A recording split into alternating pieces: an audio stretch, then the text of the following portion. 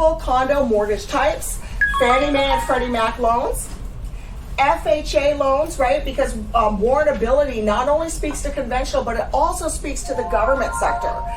And for everyone, for the most part, for folks working in FHA realm, we know that the FHA already has their approved project list. So when Fannie Mae developed their list and reformed it, it was really kind of the answer to what FHA and VA already had going on. So FHA and VA both have their own approved list. In order to close a VA loan, you would need to be on that approved list, no questions asked.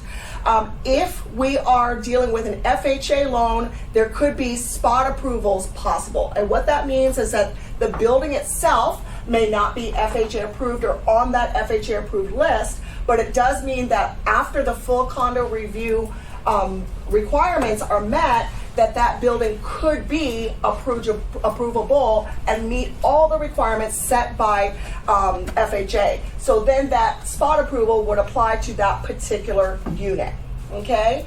USDA, we all know that also as the rural housing, rural home loan. Who can tell us what the USDA loan was built for? Well, yeah, for farmers is good, but their primary focus in regards to residential is to revitalize areas that need development. I guess that's the simplest way to say it. Absolutely. Thank you, Suzanne. So USDA does more than just stamp meat, okay? They provide home loans. And one of their, and what they did was they, USDA, the federal government, took a look at the entire nation. And they said, why is it that 70% of the people have a tendency to live in metropolitan areas? How do we incentivize them to get outside of those areas into the rural areas? And what they did was they developed a particular home loan, USDA Rural Home Loan. And what that does is it allows for 100% financing. It also allows for reduced mortgage insurance, and it allows for lesser reserves and things like that. So it really was kind of the answer to one of the only loan programs that allows for zero down, which is the VA loan. So now this was a home loan that anyone could take on as long as you met the income limits and the ratio requirements in order to qualify. But that is what the USDA loan is. Portfolio financing. What is portfolio financing? Bank holds it in their investment group.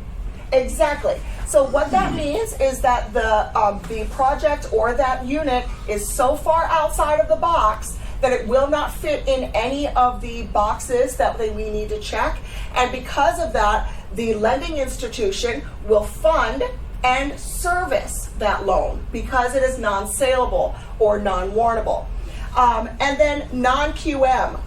Yobi, you want to tell us what non-QM is? Non-QM is anything that doesn't fall into the Fannie and Freddie bucket, right? So you're having like portfolio type products, or I guess what you would call stated programs. Those would be non-QM.